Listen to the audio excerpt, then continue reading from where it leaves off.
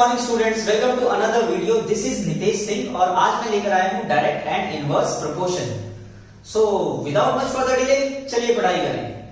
अक्सर हमें day to day life में ऐसी सिचुएशंस फेस करनी पड़ जाती हैं जिसे देखकर हम अंदाजा लगा लेते हैं कि अगर एक क्वांटिटी इंक्रीज होगी तो दूसरी क्वांटिटी भी इंक्रीज होगी, या तो अगर एक क्वांटिटी डिक्रीज होगी तो दूसरी क्वांटिटी इंक्रीज होगी। इन शॉर्ट हम अंदाजा लगा लेते हैं कि एक क्वांटिटी के चेंज होने की वजह से दूसरी क्वांटिटी में चेंज आएगा। और यही बात मैंने लिखी है बोर्ड पे। सिचुएशंस, कैसे सिचुएशन जिसमें हो वेरिएशन इन वन क्वांटिटी और जिसकी वजह से आए variation in the second quantity. चलिए समझते हैं यही सब चीजें कुछ एग्जांपल्स लेके।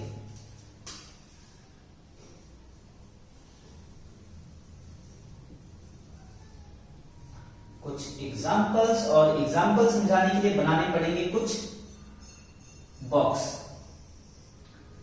आज की वीडियो में बॉक्स बहुत बनने वाले हैं। मान लीजिए आपको बाय करने हैं कुछ पेन और उन पेन की कुछ होंगी कॉस्ट किसमें होगी रुपीज में। मान लीजिए एक पेन की कॉस्ट है 5 रुपए, इस हिसाब से 5 पेन की कॉस्ट होगी 25 रुपए। और इसी एग्जांपल को अगर हम ऐसे देखें,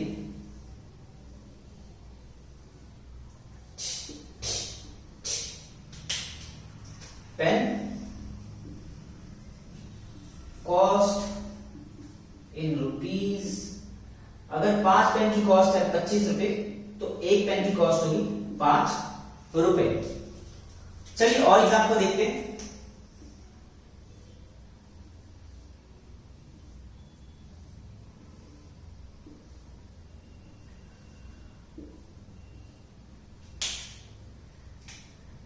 एक है फिक्स वर्क,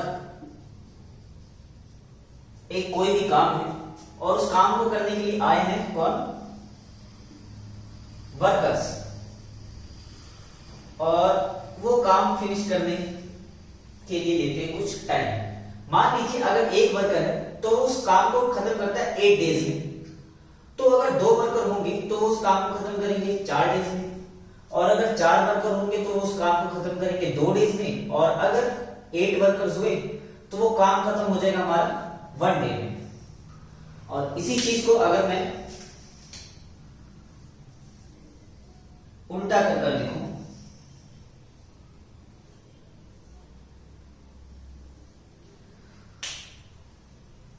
वर्कर्स डेज, अगर 8 वर्कर्स होते तो वो 1 दिन में काम खत्म हो जाता, अगर 4 वर्कर होते तो 2 दिन में काम खत्म हो जाता, और अगर 2 वर्कर होते तो 4 दिन में काम खत्म होता, और अगर हमारे पास होता बस एक ही वर्कर होता तो काम खत्म होने में लगते 8 डेज। इस सारी वीडियो में मैं अपवर्ड एरो को यूज करूंगा और डाउनवर्ड एरो को भी यूज करूंगा। अपवर्ड एरो मेरा रिप्रेजेंट करेगा इंक्रीज को और डाउनवर्ड एरो मेरा रिप्रेजेंट करेगा डिक्रीज को।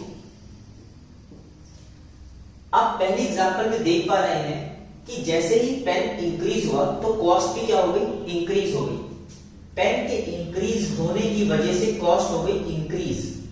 और दूसरी एग्जांपल में पेन के डिक्रीज होने की वजह से टोटल कॉस्ट भी क्या हो गई? डिक्रीज। सिमिलरली थर्ड एग्जांपल में आप क्या देख पा रहे हैं? जैसे ही वर्कर्स बढ़े तो डेज क्या लगे? कम लगे। और फोर्थ एग्जांपल में जैसे ही वर्कर कम हुए तो time taken to finish the job क्या होगा? ज्यादा। ऐसी बहुत सारी वेरिएशंस हमारे को डे टू डे लाइफ में फेस करनी पड़ती है, और उन सारी वेरिएशंस के ऊपर बेस्ड न्यूमेरिकल्स को सॉल्व करने के लिए हमारे को सीखना पड़ेगा direct proportion and inverse proportion. So अभी के लिए ये नोट डाउन कीजिए, फिर हम चलते हैं डायरेक्ट प्रोपोर्शन की तरफ।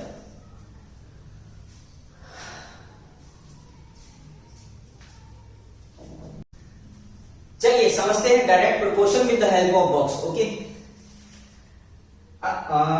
ब्लू पेन का बॉक्स मजेदार।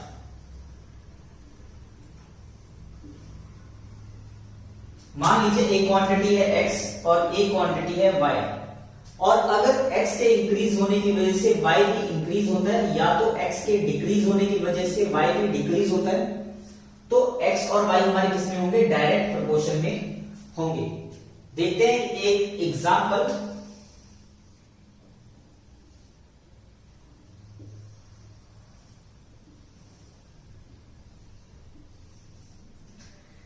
एग्जाम्पल में शुगर है, शुगर किसमें है हमारी? केजी में है, और कॉस्ट है पर केजी की किसमें है? रुपीज में। अगर 1 केजी शुगर की कॉस्ट है 40 रुपए, तो 2 केजी शुगर की कॉस्ट होगी 80 रुपए। आप देख पा रहे हैं कि ये दोनों ही क्वांटिटीज डायरेक्ट प्रोपोर्शन में हैं, क्योंकि शुगर के इंक्रीज होने की वजह से उसकी कॉस्ट भी इंक्रीज हुई। एक क्वांटिटी के इंक्रीज होने की वजह से दूसरी क्वांटिटी भी हमारी क्या हुई? इंक्रीज हुई। और दूसरी क्वांटिटी कुछ इस तरह से इंक्रीज हुई कि दोनों ही बारी शुगर और कॉस्ट का जो रेशियो था वो सेम रहा। मतलब कि पहली बारी देखो, शुगर और कॉस्ट का रेशियो 1/40 आया, और दूसरी कंडीशन में भी शुगर और कॉस्ट का रेशियो कितना आया? 1/40 आया। दोनों ही कंडीशन में जब 1 किलो लिया या फिर 2 केजी शुगर लिया, दोनों ही कंडीशन में जो रेशियो थी शुगर और कॉस्ट की वो कितनी आई? 1/40 आई।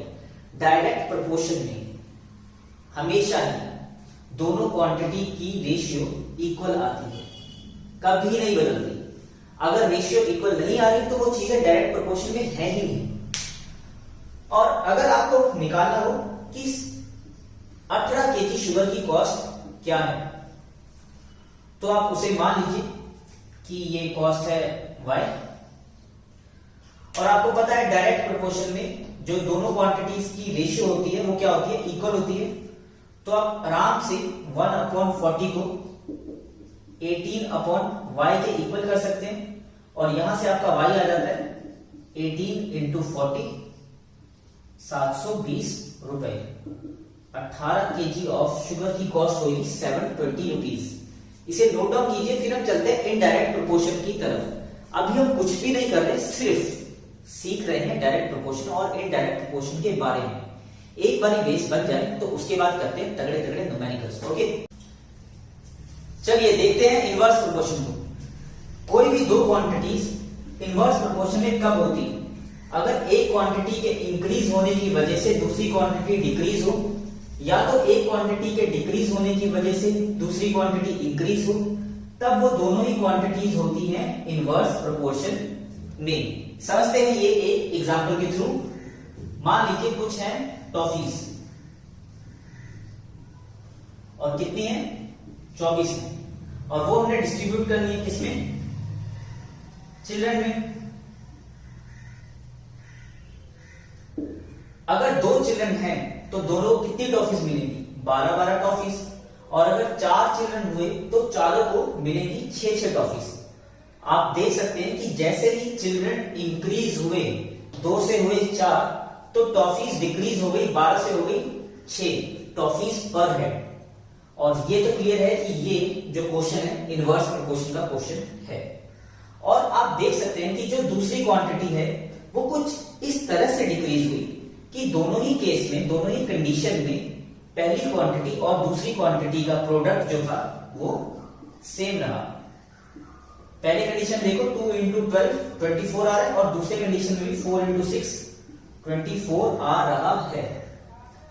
तो यहां से हमारे को ये क्लियर होता है कि इनवर्स प्रोपोर्शन वाले क्वेश्चन में पहले और दूसरी क्वांटिटी दोनों का प्रोडक्ट हमेशा सेम रहेगा। और डायरेक्ट प्रोपोर्शन वाले क्वेश्चन में क्या था? पहली और दूसरी क्वांटिटी दोनों का रेशियो सेम रहता था। चलिए, अगर हमारे पास होते 72 चिल्ड्रन तो टॉफीज पर हेड कितनी आती? देख लेते हैं। हमारे को पता है कि ये जो क्वेश्चन है किसका है? इनवर्स प्रोपोर्शन का है। और इनवर्स प्रोपोर्शन वाले क्वेश्चन में दोनों ही क्वांटिटीज का प्रोडक्ट हमेशा इक्वल रहता है। तो 2 × 12 किसके बराबर होने वाला है? 72 × y के बराबर होने वाला है। और यहां से 2 × 12/72 किसके बराबर आने वाला है? y के। 12 6 72, 2 1 2 3 6। तो y का आंसर आ रहा है 1/12। 3, मतलब कि पर हेड एक चाइल्ड को कितनी टॉफी मिल रही है? 1/3 टॉफी मिल रही है। इतना ही था इनवर्स प्रोपोर्शन के बारे में। ये नोट डाउन कीजिए, फिर करते हैं कुछ न्यूमेरिकल्स और इंटरेस्टिंग न्यूमेरिकल्स।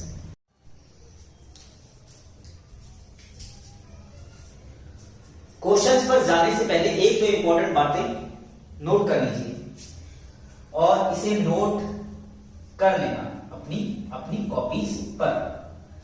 पहली बात, जो वर्क डन होता है वो डायरेक्टली प्रोपोर्शनल होगा नंबर ऑफ वर्कर्स से। अगर ज्यादा वर्कर्स होंगे तो ज्यादा वर्क डन होगा, अगर कम वर्कर्स होंगे तो कम वर्क डन होगा। दूसरी बात, फॉर अ पर्टिकुलर डिस्टेंस, अगर आपका डिस्टेंस फिक्स है तो स्पीड जो होगा वो इनवर्सली प्रोपोर्शनल होगा टाइम के। फॉर अ फिक्स डिस्टेंस, मान लीजिए आपको ए से बी तक जाना है और अगर आप कम स्पीड में जाएंगे, अगर आप कम स्पीड में जाएंगे तो टाइम क्या लगेगा? ज्यादा लगेगा। और अगर आप ए से बी ज्यादा स्पीड में जाते हैं तो टाइम क्या लगता है? कम लगता है। So for a fixed distance speed is inversely proportional to time. तीसरा पॉइंट नोट कीजिए, जो अमाउंट होता है वो डायरेक्टली प्रोपोर्शनल होता है नंबर ऑफ आर्टिकल्स के, नंबर ऑफ आर्टिकल्स। अगर आप ज्यादा सामान खरीदेंगे तो ज्यादा पैसे लगेंगे, अगर आप कम सामान खरीदेंगे तो कम पैसे लगेंगे। और सामान कुछ भी हो सकता है, it can be pencil, paper, pen, toys, anything. चौथी इंपॉर्टेंट चीज नोट करने के लिए, टाइम इनवर्सली प्रोपोर्शनल होगा नंबर ऑफ वर्कर्स के, नंबर ऑफ वर्कर्स के। फॉर फिक्स वर्क, अगर एक काम है और वो आपको करना है तो अगर कम लोग होंगे, वर्कर्स कम होंगे तो टाइम क्या लगेगा? ज्यादा लगेगा। और अगर वर्कर्स ज्यादा होंगे तो टाइम क्या लगेगा? कम लगेगा। ये थी इंपॉर्टेंट 4 बातें, नोट डाउन कीजिए, फिर चलते हैं क्वेश्चंस की तरफ।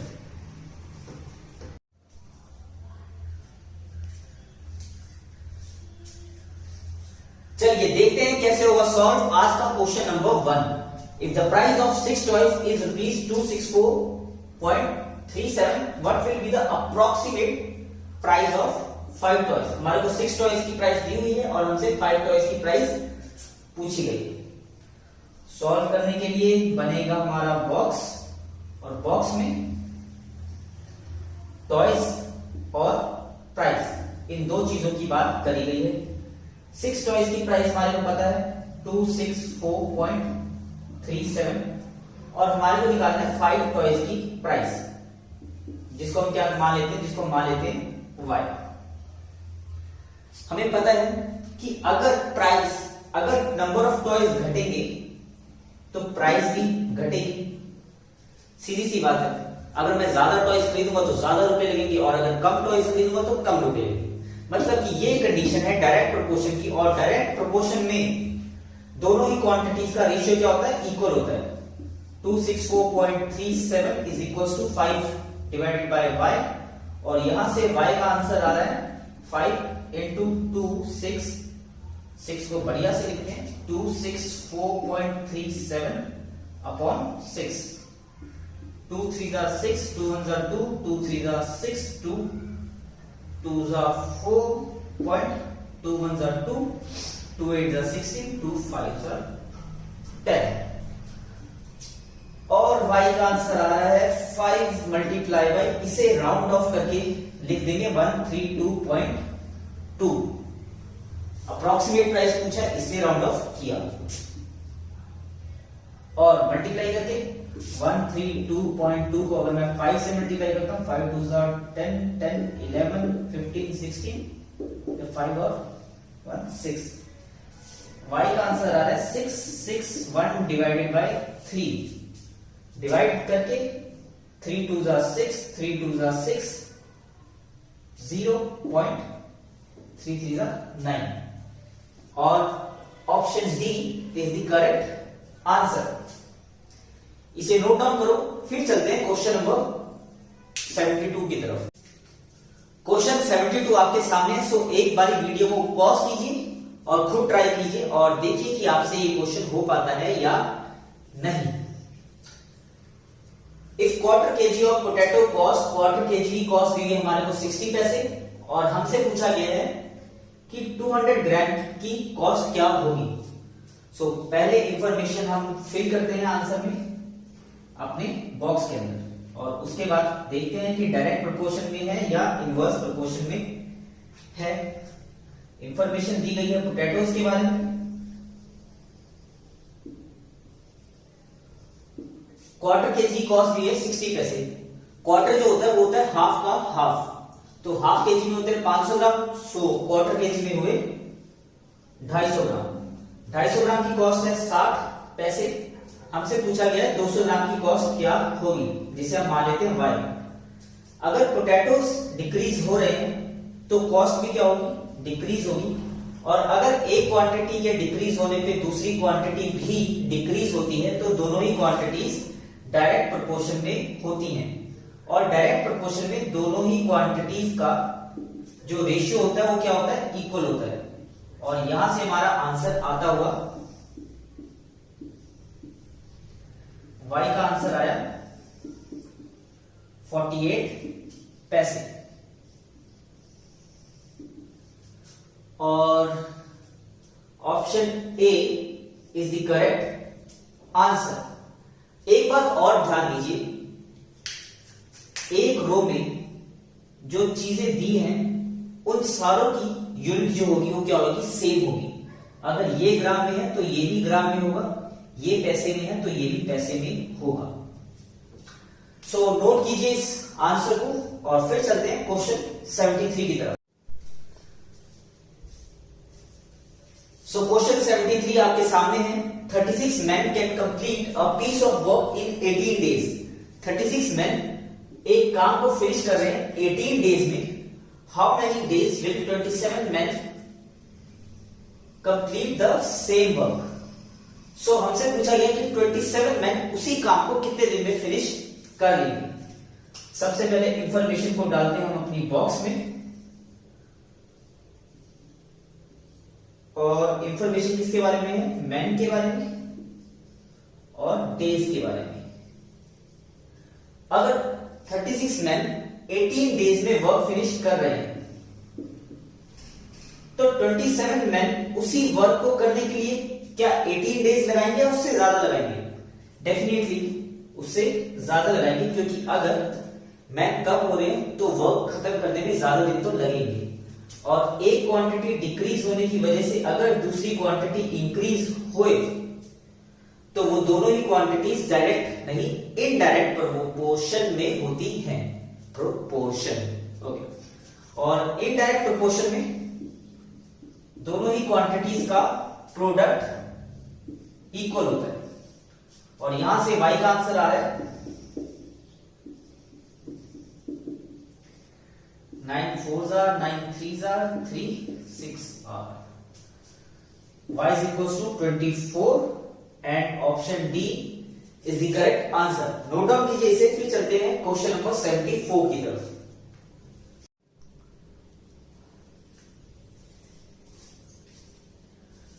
क्वेश्चन 74 आपके सामने बोर्ड पर लिखा हुआ है और इंपॉर्टेंट पॉइंट्स मैंने पहले से ही हाईलाइट कर दिए हैं। सो एक बारी वीडियो को पॉज करो और क्वेश्चन अपने आप से ट्राई करो। A fort had provision of food for 150 men for 45 days। एक फोर्ट में इतना फूड है कि 150 मैन खा सके 45 डेज तक। आफ्टर 10 डेज 10 दिनों के बाद 25 man left the fort. 25 man fort छोड़ के चले जाते हैं। तो the number of days for which the remaining food will last is, तो जो बचा हुआ फूड है वो कितने दिनों तक चलेगा ये हमारे को बताना है।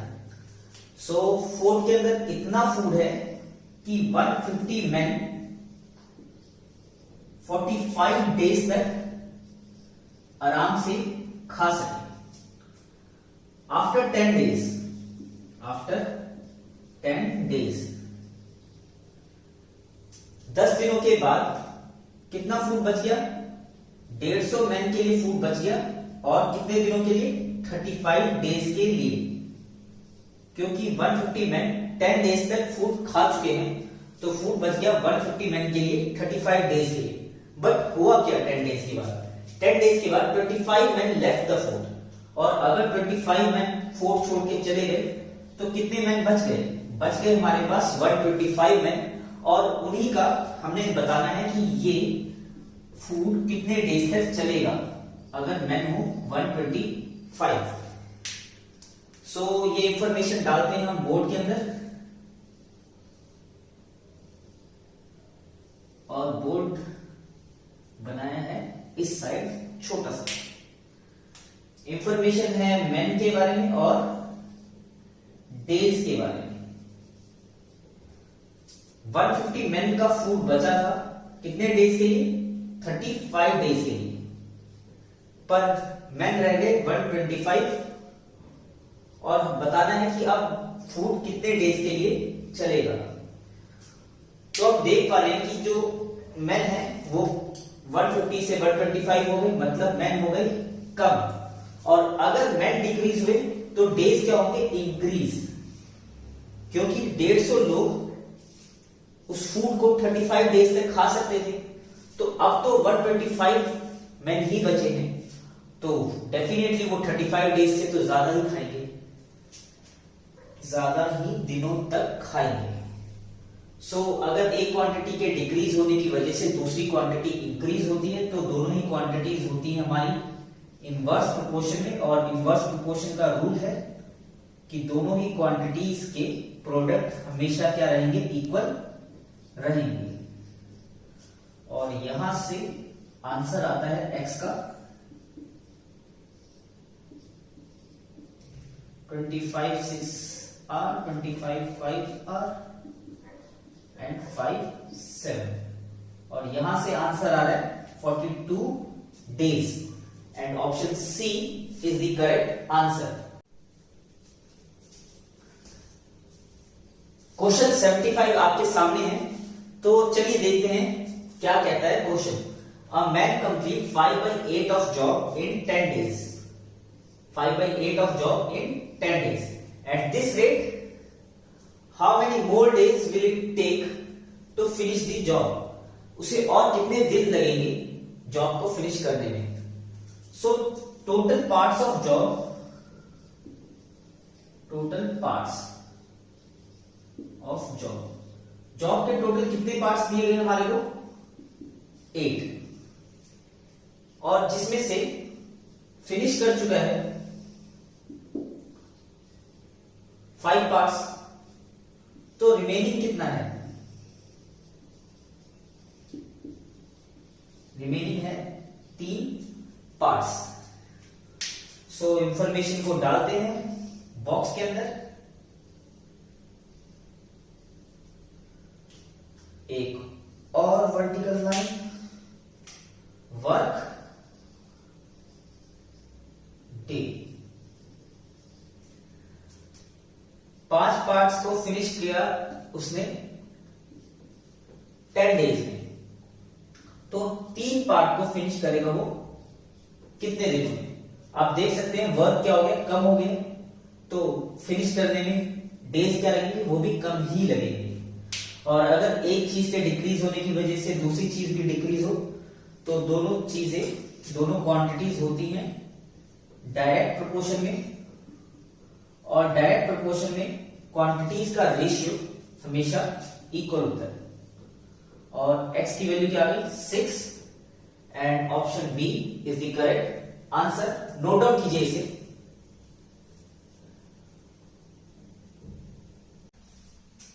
आज के लिए बस इतना ही। आज हमने डायरेक्ट और इनवर्स प्रोपोर्शन के बेसिक क्वेश्चंस करे। सो मिलते हैं नेक्स्ट वीडियो में डायरेक्ट और इनवर्स प्रोपोर्शन के पार्ट 2 में, जहां पे हम करेंगे कुछ प्रो लेवल वाले क्वेश्चंस। तब तक के लिए स्टडी हार्ड।